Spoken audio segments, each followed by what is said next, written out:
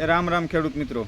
તો આ વર્ષે જો મગફળીનું વાવેતર વધારે થશે બરાબર, તો જનરલી ખેડૂત મિત્રોને એવી રીતના હું જણાવવા માગું કે મગફળીમાં આપણે 25 થી 30% ઉત્પાદન વધારે કઈ રીતના લઈ શકીએ। તો કે ખાસ કરીને જ્યાં ફેર પડે છે એ છે વાવેતરનો સમય। કયા સમયે મગફળી વાવવી એ ખાસ જાજુ મહત્ત્વનું હોય છે, એનાથી પણ ઘણો ખરો આપણે ઉત્પાદનમાં ફેર પડતો હોય છે। હવે મગફળી વાવવો તો એમાં 4 થી 5 સમય અલગ અલગ ખેડૂતો વાવતા હોય છે। તો સૌ પ્રથમ હોય છે કે સૌથી અતિ આગોતરું વાવેતર। તો અતિ આગોતરું વાવેતર આપણે કેને કહી શકીએ તો કે 1 મેથી લઈને 15 મે સુધી જે ખેડૂતો વાવેતર કરે છે એને અતિ આગોતરું વાવેતર કહેવાય છે। હવે જે ગીર સોમનાથને વિસ્તાર છે ત્યાં અતિ આગોતરા વાવેતર થાય છે, કારણ કે એ ખેડૂતોને પાછળ ડુંગળી કરવાની હોય છે બરાબર।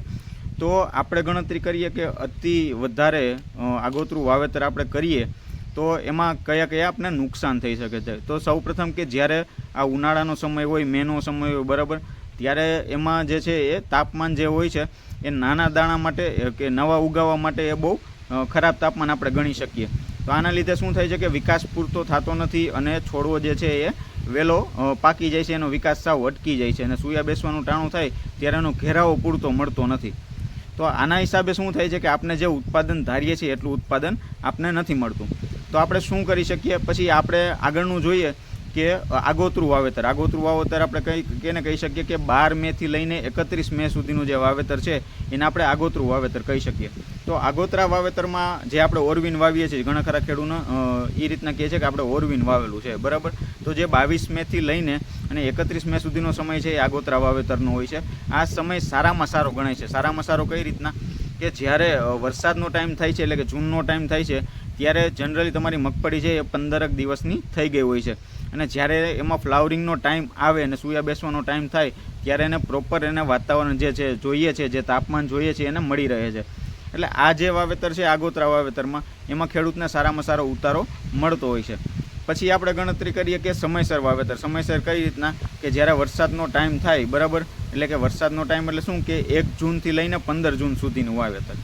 હવે આ વાવેતરમાં શું થાય છે કે જે સમયસર ખેડૂતને જે પાણીની તકલીફ હોય છે, જે કે વરસાદ આધારિત ખેતી જે લોકો કરે છે, મગફળી વાવે છે, એના માટે આ અનુકૂળ સમય હોય છે અને વ્યવસ્થિત વેરાયટી એ લોકો આ સમયે વાવી શકે છે।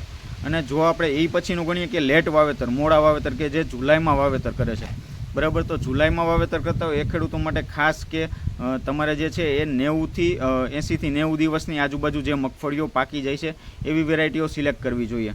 અને ખાસ કે જે આ વર્ષે 2-3 વર્ષથી છેલ્લા એ રીતના થાય છે કે પાછોતરા જે વાવેતર થયેલા વરસાદ થાય છે એ વરસાદના હિસાબે શું થાય છે કે પાથરા પડેલા હોય છે, એ પાથરા જે છે એ ભીંજાઈ જાય છે અને મગફળી ખરાબ થાય છે।